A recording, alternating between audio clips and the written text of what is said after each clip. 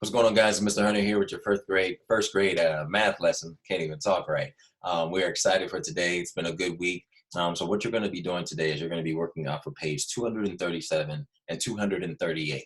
All you need today is your pencil. Have your worksheet. Write your name at the top. Write the date. And then we're going to go through this step by step. I'm going to be right there with you. I'm going to help you out as much as I can without telling you the answer. But just have fun. Remember, nothing that happened before this moment, before you turn on this video, nothing matters. All right? Only thing that matters is right now. We're going to have a good time. We're trying to help you grow in your knowledge because guess what? This is our last quarter of the year. Next year, you guys are going to be in second grade. So you really, really, really have to grasp these concepts. It's important that you're paying attention. Jeremiah, Eliana, Dylan, Sam, you guys have done great. But you know what we got to do? Finish strong. Everybody say, finish strong. Show me your muscles. Everybody show me your muscles. All right, there you go. I see them. No, everybody's not showing me the muscles. Come on. It's not, don't be silly. Show me your muscles. All right. Finish strong. That's what we're going to do. So we're going to look at the top of the page because now you've written your name, you've written a date. But before we go there, we're going to start with a little game. All right. Behind me, it says even or odd. We have four numbers here, 12, 18, 27, and 33. We're going to start with 18. All right. Now, looking at this number right here, I'm just pointing to this one. What number is this? This is an 8. Is 8 an even or an odd number? We already said this is 12, that's 18, 27, 33. So the total number is 18. But is 8 an even or an odd number? Well, you should have guessed even, all right? Even. We know our even numbers, 0, 2, 4, 6, and 8. Those are our even numbers. So if 8 is even, the entire number is even. So 8 in the ones place is even. So that makes 18 is an even number, all right? So I'm just writing even right there. We don't worry about anything else. We don't worry about the 1 and the tens place. We only look at this number, the 8. Tells us that the entire number, no matter what it is, no matter how big or how small, it is an even number. All right, now let's go to another one. All right, let's look at this one. Actually, we'll look at this. Same problem. Number 1, is that an even or odd number? It's an odd number, but what position is it in? It's in the tens place. So does that mean that this is going to be an odd number? No. If you want to know if a number is even or odd, you only look at the ones place. You only look at the ones place. That's the only thing that matters. So wait, Mr. Hunter, I know some of you are thinking this. Mr. Hunter, if you had the number 329,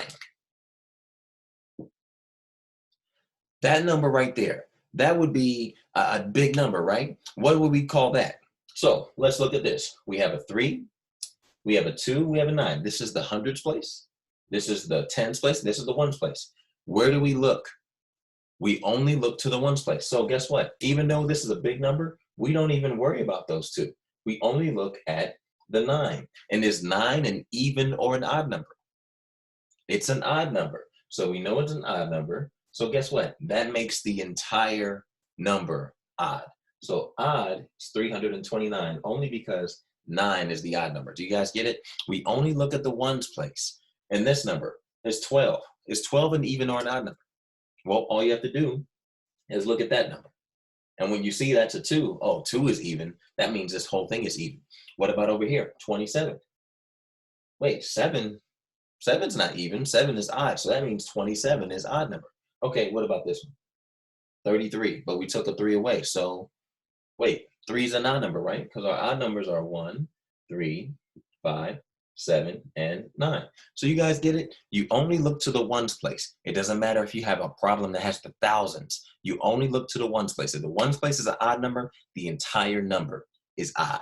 All right. So now let's jump into your worksheet. I hope you guys got that concept. Little fun, little small exercise. If you knew it already, it's fine. I just wanted to do a review. But we're going to go to number 1 now, and this is where we're going to have some real fun with the clocks. All right. You guys ready? All right, so you guys are ready. So I drew a clock on the board for you, so just so you look and you can have an idea of what we're doing. Number 1 says we're writing the missing numbers on the clocks. You have to set the minute hands. So we know the big hand goes to the minutes. All right, big hand goes to the minutes. Write that there. Little hand is what? The hour, all right, equals the hour. So big hand equals the minutes, little hand equals the hour. So first off, let's look at the problem. Underneath of it, it says it is 7:35. But wait a minute, guys, our clock is missing some numbers. So what do we have to do to make sure we can actually tell the time correct?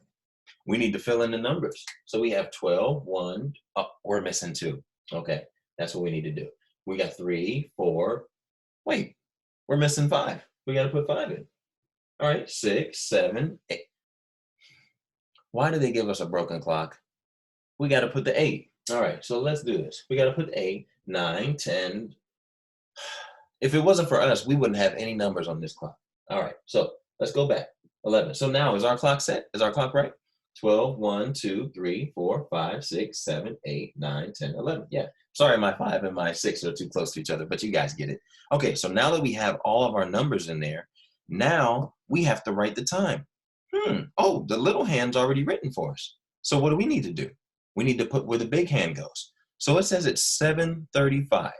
So we see where the little hand is. The little hand is pointing.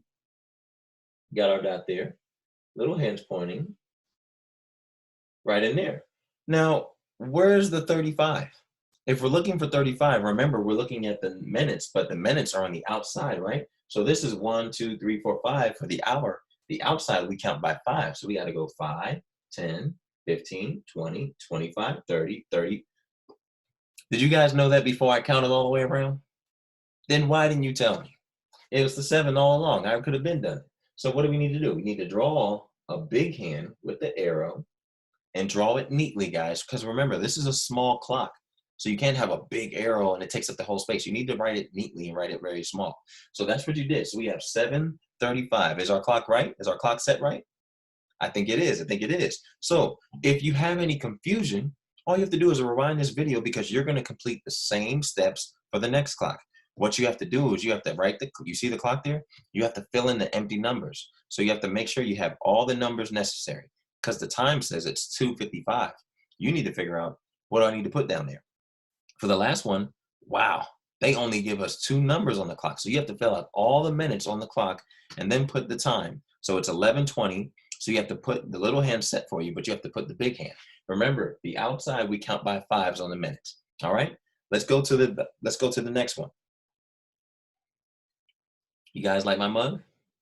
It says, nah, bigger. That's what God's saying. He's saying, think bigger.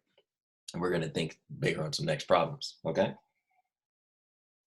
So it says, circle the even numbers. Look at the ones place. Wait a minute, guys. Did Mr. Hunter go over this already? Did Mr. Hunter know that we were going to have some problems that would do the same thing on our paper? Is Mr. Hunter smart? You guys can say yes to that too. Actually, you can give me thumbs up. Come on, Jeremiah, Sam, Dylan. Dylan's my guy. Hey, Eliana. All right, everybody's smiling. All right, so all you have to do is circle the even numbers, look at the ones place. Remember, when you're looking to see if the entire number is even or odd, you just look at the ones place. So let's look at the first one, 58. We don't even need to look at the 5. We just need to look at the 8. The 8 is in the ones place. Is the 8 even or odd? It's even. So what does that make that entire number?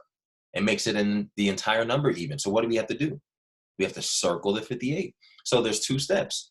You have to see which number is in the ones place. Oh, 3 steps. See which number is in the ones place. See if that number is even or not. And then if you know it's even or it's odd, if it's even, then you have to circle. So that's 3 steps. Look at the number. See what's in the ones place. Is that number even or odd? And then circle it if it's even. All right. We're going down to number 3. It says write the plus or minus signs. What are we going to do that for? Well, we have to figure out the problem. So why don't we try this first one together? All right, let's try this first one. I'm going to erase my clock and hold my board so it doesn't fall over. We have a 10. We have a blank. Then we have a 7. And then it says equals 3. So 3 is our answer.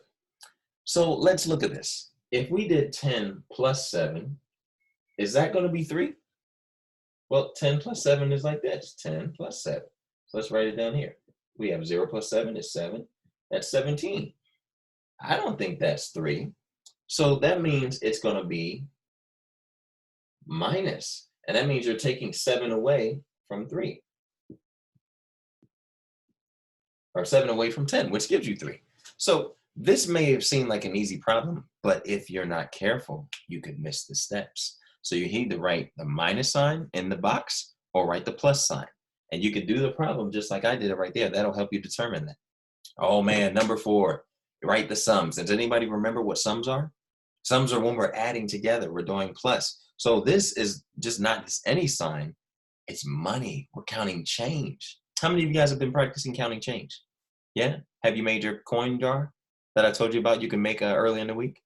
If you haven't made it, why don't you try making it? Maybe you'll be able to show me on a video when we start talking to each other. Okay? So you're going to have the first problem. It says 27 plus 32. If you need to draw the line in between like this,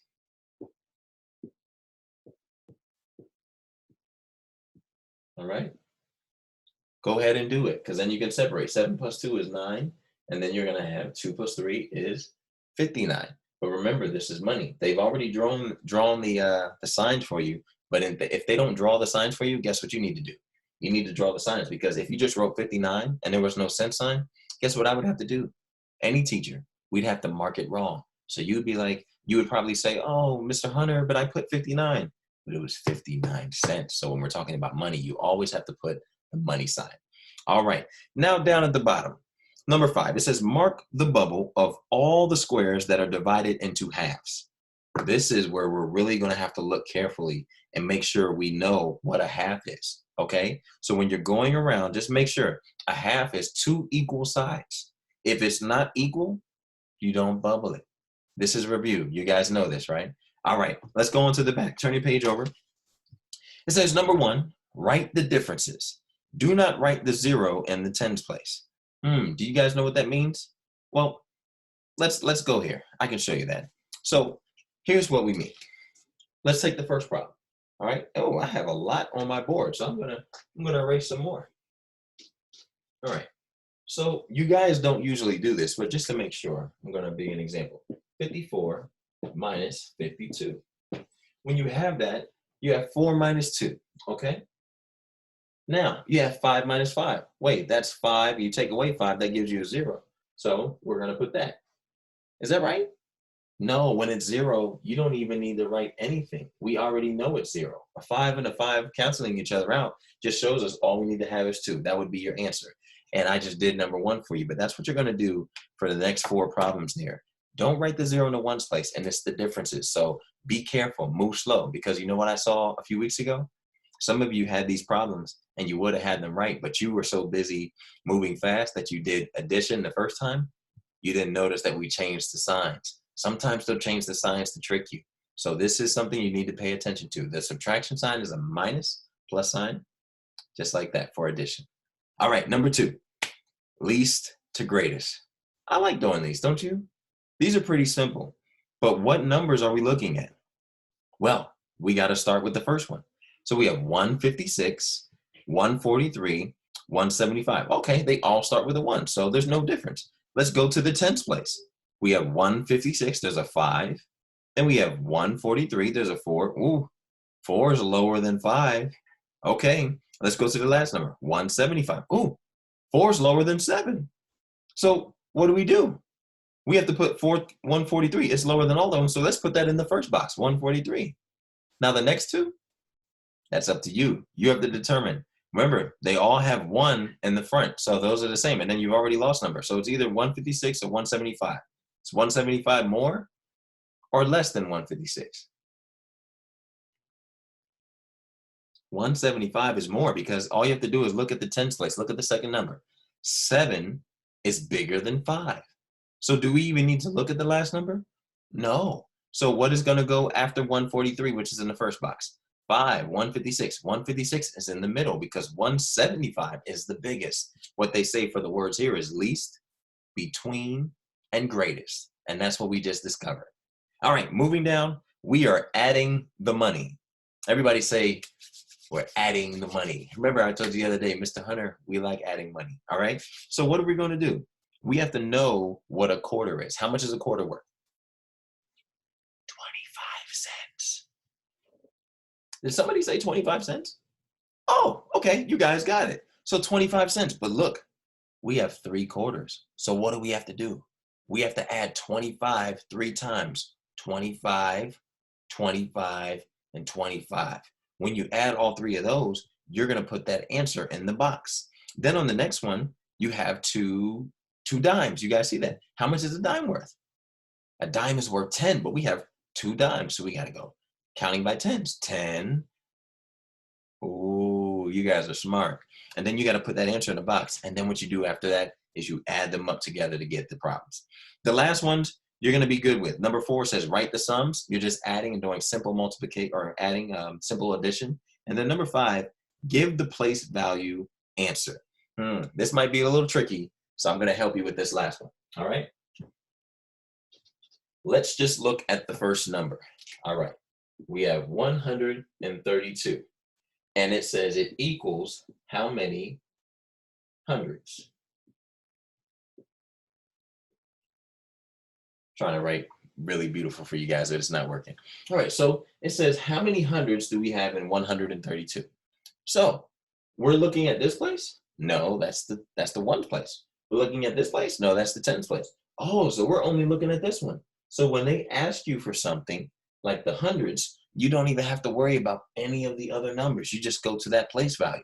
So how many hundreds do we see here? 1. That's it. Guys, it's not a big problem. It wasn't a fancy question. I didn't have to go, anybody have the answers over there? Does anybody have the answers over there? No, I just had to do simple math, going down the line and paying attention. The hundreds place has 1. That's what I'm going to put in the blank. And that's going to get me a good grade from Mr. Hunter.